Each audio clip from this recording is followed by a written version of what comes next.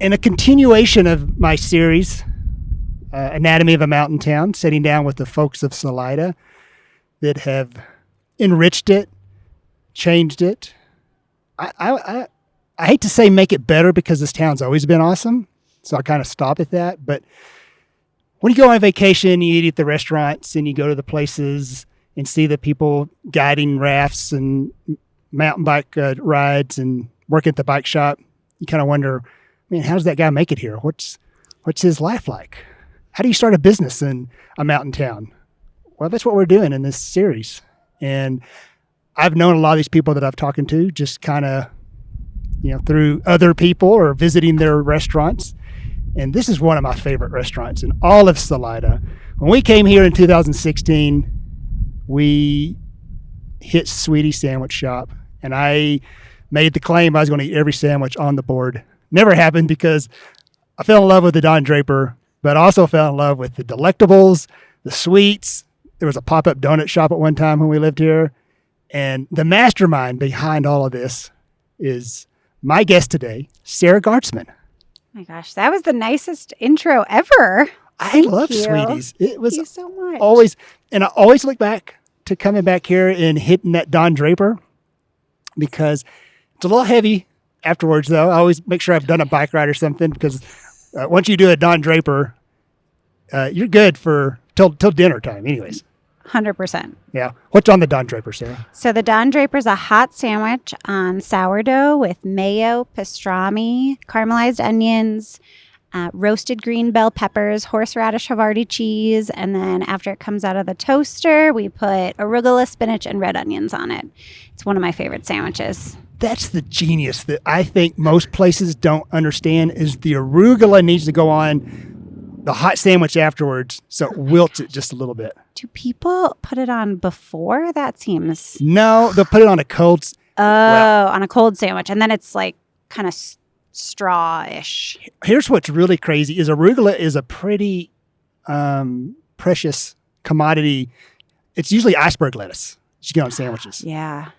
We don't use any iceberg lettuce at Sweetie's or the Biker and the Baker. I'm not a fan of iceberg lettuce. No, it's a filler. It's just a waste. At that point, you may as well just not eat lettuce. I've got a friend, this is going to make Allison cringe, that he says arugula is the kind of lettuce that Elvis would eat. Arugula? Oh. Yeah, that's his joke. I'm never going to be able to unhear that now. I'm going to, every time I put on arugula on a sandwich, I'm going to sing that in my head for a while. Yeah, arugula. And I just realized when we were getting ready to do this, I had an Instagram account when we lived here, and I followed Sweetie's and everybody, and realized that I never upped my following of Sweetie's and you. And I don't know if you still do this. This will be fun to get back on and see. But you used to do the craziest dance. I don't know, you'd be up at 4 or 5 in the morning baking, doing, I don't know, crazy dance moves and putting bread in the oven and pulling bread out. I still do that. Yep. I get sometimes heckled on the street about it, or people give me like a nice fist bump also. Hard to know which person's I'm going to pass that day, but it's just fun. I've always done that at work. I work alone in the middle of the night a lot, so I have to keep myself entertained, and I figured one day, why don't I just share that with the world? And it's been a great success. People love it. People stop me and ask for more. Or they're so excited when they come into Sweetie's and I'm on the register checking them out. And they're like, oh, it's the dancing baker. So I'm going to keep doing it. Here's how committed Sarah is to her craft. And I want to, this is raw and I don't want to say live because we're on location, but we're on we're on the Biker and the Baker's rooftop overlooking S Mountain, the iconic mountain that of Salida that they light up at Christmas into a Christmas tree. When we were here, Jake Johansson, the comedian, came and played at the steam plant, and they flew into Denver. And he said that was a really long drive. He said I was pretty sure there wasn't going to be a town when we got here at the end of this road. It was so dark and desolate. And then he said, I get here and y'all have bedazzled your mountain. Oh, I love that. Well, that's why we moved here. We happened to be here one Thanksgiving weekend, and I was like, oh my God, there's fireworks just for us in a parade. There you go. Perfect. I'm not so good at this podcasting thing yet. Well, I'm going to get there. They're moving on us because They're of moving. And then I moved. Okay. Yeah. They do bedazzle the mountain. I love it so much. It's the most special thing about Salida. the Thanksgiving parade when they light up the mountain. It's going towards the. I'm just you going can to scoot your chair towards sure? wherever it stops. There you go. Perfect. Okay. Yeah. Yeah, this is what happens when you do a podcast outside. We're going to have a little wind noise, but the software does a great job of editing that out. But I mean, come on, look at that. It's also beautiful. Alice and I moved here in 2016 after the seed was planted in 2007. We came and ran on dry trails in March in Colorado. And we were like, and we weren't serious about moving there then, but it just set that seed. And we'll get back to when y'all came here. I need to talk about your dedication to sandwich. Oh yeah, I'm dedicated. It's tattooed It on her hands. We'll get a good close up shot of that. And y'all sell T-shirts with that, right? Sandwich. We did at one point. We upgraded to different T-shirts, but we've had some requests to bring them back, so we're going to have to do that. Well, okay.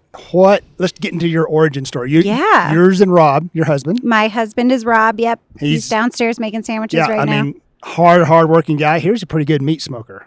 He's a really good meat smoker. I've heard that murmured throughout the years. He's very talented. Yeah. So where did you grow up?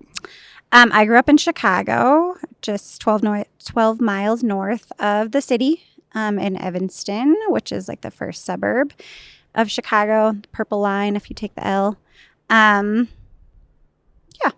I grew up in Chicago. So did Rob. Actually, we're high school sweethearts. That's great. And did you go to culinary school or pastry? I did go to culinary school. I went to culinary school in Boulder at the Culinary School of the Rockies. I followed Rob, my now husband, all over the country until he let me live with him, and we figured out how to make it work. It's hard when you're young and you're trying to figure out a relationship and how to live together and work, and one of us went to college, the other one didn't, and so it was kind of a lot of back and forth about how to figure out how to make those things work. And I ended up going to culinary school in Boulder in 2005. Okay. 2004, 2005. And it was the best thing that ever happened to me. I never was very good at school. I really didn't like it. I hated a traditional learning environment. So culinary school was like the first thing I ever felt like I was doing a good job at, and I was really successful, and it was empowering to do something that I got great feedback about, people were excited about, and then I was excited about it. And I've loved it ever since. I've only worked in kitchens really my whole life. So it's been pretty special for me, and I'm glad that I went to culinary school. I wonder what that wind's going to be like on the mics. But we've got mic covers, and I think folks will be okay with it with that view, because I think so. You got to come here. I told the girl that was cleaning up that we had not been to the new location. Yeah, our summers have gotten so busy. We would come, and since we're in Buena Vista, or BV, if you're local, Buena Vista, or we still say Buena Vista. It's kind of hard to crack those things, yeah. But people will tell you, oh, that's how locals say it. So we'll come back, and Allison will teach yoga, and we just, the summers just fly by. Oh my gosh, it's really flying by. I can't believe it's almost August. So what was Rob's motivation to be in Boulder? So Rob went to CU Boulder, and he took a little break from college. Also, he had worked in the mountain bike industry. He was a bike mechanic for 15 years. And he wanted to start a bike company, which is why he went back to school. He has a degree in business, and then he wanted to start a bike company, which is kind of how we found Salida, is that he would come and ride his bike on the crest and have these epic mountain bike adventures with his friends, he ended up coming into town the first time. He had been here a few times, but never actually came into town. He was like, oh man, my girlfriend will love this town. It's so cute. This would be the perfect place for my bike company. He was almost done with business school and kind of realized that it wasn't going to work out. It was just not the right business for him after writing a business plan and going through all the things. So that's kind of how we found Salida, and we lived in Denver and Boulder for about 10 years before we moved here. And I love it here. I can't imagine anywhere else being my home. Yeah. Was it hard as a girl from Chicago? I mean, because Texans are the same way. It's like, that was the thing that while we moved, we were Texas sick. And we have family back, and I'm sure you the same way. Yeah. And then we moved back to Texas and we're like, gosh, man, we miss Colorado. So we're trying to find that balance of being what we're doing now. I would like to be here starting in May. Okay. And go home in October. I think that sounds perfect. Yeah. But right now it's pretty much July through, I've got a big project coming up in the fall. So it'd be nice if we could had a destination here where we could just come back and forth. Yeah. Yeah. I think that's perfect. It was a hard adjustment for me living here. I thought Boulder was a really small town when I moved there. Like, just the fact that you could walk from one side to the other and walk to Target and walk home. I thought Boulder was really small. So I guess in my head, I thought Salida was going to be bigger, even though I knew that it wasn't. But it was definitely an adjustment. I think just the culture of living in a small town, especially in 2012, when we moved here, was very different and really different from city life. No one really ordered things on Amazon. So we would need something and, prime it over, and people would say, like, where did you get that? How did you get it so fast? Or how did you hear about that new product or recipe? And, it's just a different, you don't really think about that rural mountain town life is just a little bit slower. And it's really about like genuine human connection and less about what I saw on Instagram or that I was able to get something in the mail 2 days later. So it took me a while to get used to the slower pace. Yes. And I'm sure when y'all came here, when we came here, everyone was like, how'd you find Salida? I'm like, what is on the map? It is on the map. And I said, I'm a Texan and it's on the way to Crested Butte. So yeah, that's, and I've been stopping through here since the 90s, but it was a pretty sleepy town, late 90s, early 2000s, even 2012, y'all were right on the cusp. I know a lot of people blame the Mumford & Sons concert in 2014 is making things in a trajectory, but I just think it was on that way because of the trails of the river. I mean, obviously Rob loved this town. He wanted to open up did he want to do like a bike company or he wanted to do like a bike company, like build frames or something? Build frames and suspension. He was kind of like a suspension specialist. So he would fix shocks and everybody's forks. And he worked for a bike company that just repaired suspension and did custom suspension. So he's super talented in suspension mechanics. Guys. Yeah. He's very highly sought after for his skills. I did not know that Rob was a suspension guy. Mm-hmm. Sorry, your mic is blown out. No, you're good. I love a little thing to keep you focused. Little side job. Yeah, you're probably sleepy. I bet you're. No, I'm not sleepy. I just have a little ADD, so sometimes it's hard for me to focus. When I say a little bit, I mean a lot. You can scoot to where it's going to blow, and maybe it'll stop. No, it's good. I'm going to just... This is cozy. Got it. Okay. Stop. Is that mic close enough? I bet you can scoot up and crank it a little bit. Okay. Let's do that. Okay, Maybe it'll perfect. get some tension on it. There you go. Just scoot your chair up. Scoot my chair up. Okay. I'm on it. Whew. It's harder with the grass. Scoot. I did not know Rob was... And, of course, I don't think I've ever talked to Rob. Because he's like... I'll introduce you on the way out. They say in Texas the grass doesn't grow under Rob's feet because he's always moving. That's a term. Nothing grows under Rob's feet. That's why we had to put in, the turf. turf. Yeah, I love it. It's beautiful. I love it too. Makes me want to take my shoes off up here now. I know. I may take mine off. You should. We're not on camera. We're in Colorado. We're a couple of hippies. Yeah. Which is one of my favorite other favorite sandwiches is it's a hillbilly. Not the hillbilly. Well, you're from Texas. That's East Texas. We don't have hillbillies where I come from. That's East Texas, Louisiana.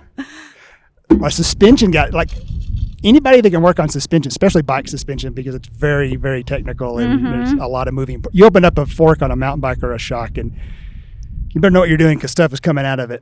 Yeah, 100%. He seals and springs. Really good with the seals and the springs and the oil and the everything. He's really talented.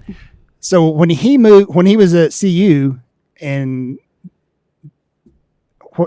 did you kind of question about, I'm going to Colorado, I'm going to Boulder? I mean, were you kind of like? Yeah. So after high school, he moved to Boulder to do college and have like a regular 19-year-old college lifestyle. And I moved to Hawaii. That's the best. It was great, kind of. I lived there for about a year and then decided I missed Rob and was like, I'll just go to Colorado. We'll give it a try. We stayed together for a little while, tried to figure it out. We ended up breaking up for a little bit, and I did all sorts of weird things and traveled, and he stayed in Boulder, and we eventually got back together.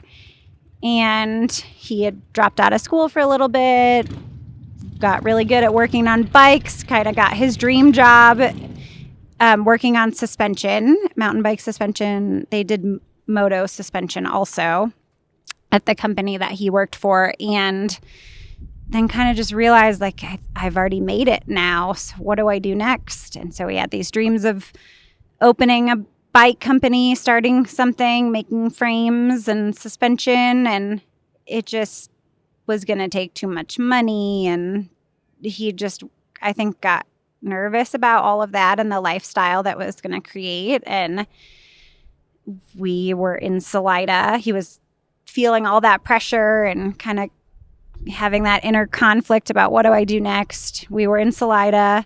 We had just gotten engaged, and we were walking downtown, and there was a big sign in the old Sweeties location. It wasn't called Sweeties then. It was called the Downtown Bakery. And there was a big sign that said for sale. And Rob was like, well, you should buy this place because you're going to need a job when I figure out how to open my bike company. And I was like, well, that's not going to work out. I'm not going to enjoy that at all. I'm happy working for other people. I don't have any money. I don't have any savings. Long story short, we looked into it, and Rob kind of decided this was going to be our dream. And he had never worked in a kitchen, never worked in a restaurant, never really made food for anyone except for me and some of our friends. And we opened Sweeties. My first interview in this series, and I'm not sure how I'm going to release them, but it was with Mike Harvey from Badfish. Mm-hmm. And I was talking about the entrepreneurial spirit in mountain towns. And Salida is a place, and definitely was a place when you got here and before that, where you could kind of come here with nothing because property is not as crazy as it is now. Not even a little. Yeah. And so those dreams were able to flourish. And it probably seemed like a pretty big task at the time, but not like it would be if you did it now. It wasn't at all like it would have been if we did it now. Yeah. Yeah. And I think there's been great restaurants here. One of our favorites is Moonlight, when it was just in a little gas station. Mm-hmm.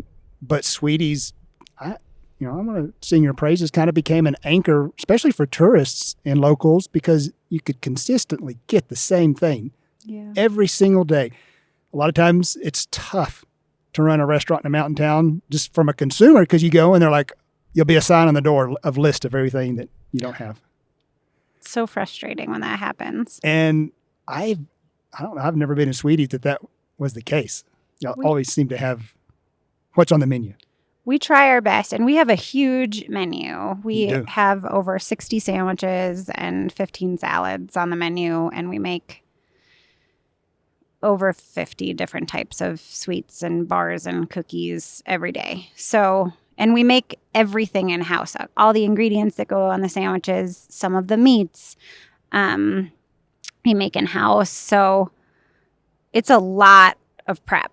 All the chicken salad and the tuna salad, and that's roasting the peppers and caramelizing the onions. We really don't buy anything that's already made, including the bread that we make every day. So it's a huge undertaking to have that big of a menu and make that many ingredients every day. And we do run out of things occasionally, but we really try to not let anybody down. Yeah. Well, you never let me down. The Buckeye bar is one of my favorite. Yay! That whipped cream, and it's real, the real deal, because if it sits in your car, it'll just the frosting on top will just melt. Deflates. Yeah, and so it's just one of my favorites, and I love the new location. I've got a soft spot in my heart for the old location, but man, it could get really noisy and pretty warm in there too. Oh my gosh, it was the hottest kitchen I've ever been in. Hottest dining room. Somehow it didn't deter people from coming in. The building was completely falling apart. The pipes were not existent anymore. It was pretty rough. Yeah.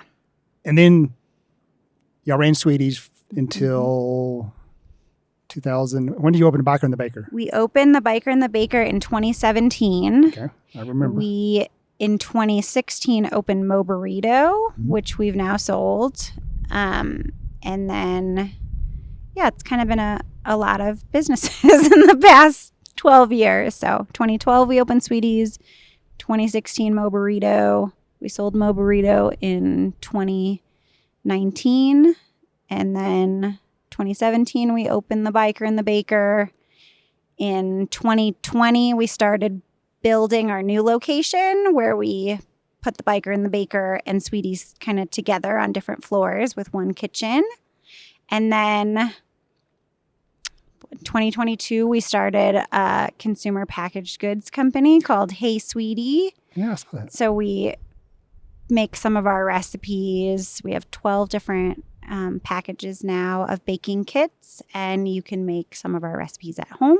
What's that website? It is heysweetiebaking.com. You can also follow us on Instagram. We have all kinds of baking tutorials online. It's just really fun to be able to make high quality pastry chef recipes at home. It's super satisfying. Oh, I loved convection baked, just confectionary goods. Yeah. Convection and baked would be redundant. So I do a flourless chocolate torte.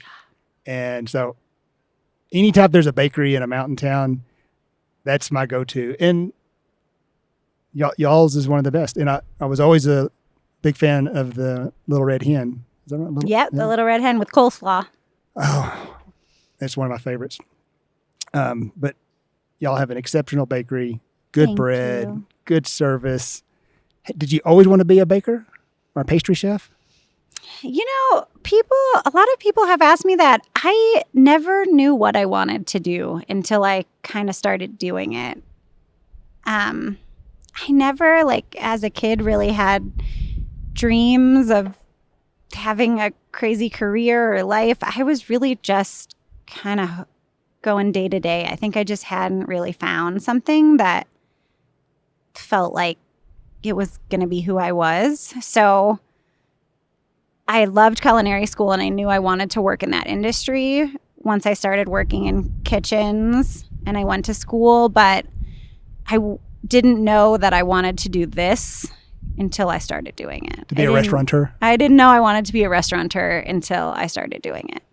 And now I can't imagine doing anything else. I mean, I love cooking and baking and serving people more than anything in the whole world. It is the only thing that makes me feel completely happy. It shows. Like when I got here, they were cleaning up and they're like, "Are you looking for Sweeties?" I'm like, "No, I'm here to meet Sarah." And then you came upstairs and I could see the fatigue in your eyes, and I'm like, I never asked. It's not lightly asked to do these podcasts, and I really appreciate everyone in town. And we haven't lived here full time since 2019, but everybody, and like you and I maybe had a couple. I shot some pictures of you and Allison in front of the old Biker and Baker for Vino and Vinyasa. That was so fun. And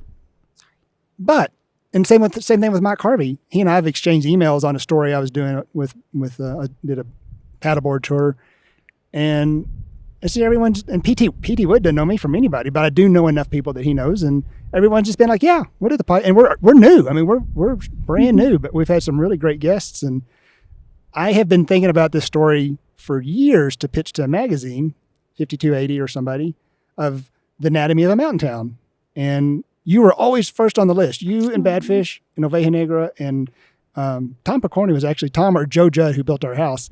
I was calling it, and it actually kind of came into what your restaurant is now. It was the builder, the biker, and the bike bag maker. That's amazing. And so, someone's got to pick that up. Yeah. So maybe once we get these podcasts out there, well, here's the problem, and you know this, like if you come up with a new menu idea or a new treat to put on the menu, it's just a lot of work. And you're like, do I want to do that? And with writing, it goes into the ether. You write it, and then it's on a website or publication, and it just goes. And you've spent 1,000 hours. I don't know how much time it takes me to put those together. But the podcast is very tactile. Yeah. People can hear you. Yeah. Hear your voice and your enthusiasm. And for the first 30 minutes, I bet we're about to run out of, it's going to click off, but you get to see S Mountain and this beautiful town that we all love with all of our heart. And we're the same way. Like, Salida is very special to us. This podcast is a bit of a love letter to Salida. I don't know if we want to encourage more people to start moving here. Well, they can visit. Yeah. There just aren't a whole lot of places to physically live at this point. We're also working on that. Yeah. We have a hopefully workforce housing development that we're in the middle of trying to get started. So we're trying to help the people that already live here. But like you were saying, that everybody's just been so nice. I mean, that's the Salida way. It just makes you want to be a better person. Someone says yes. Someone says they'll help. Someone says doesn't bat an eyelash when you need something. And it like fuels this beautiful connection in the community.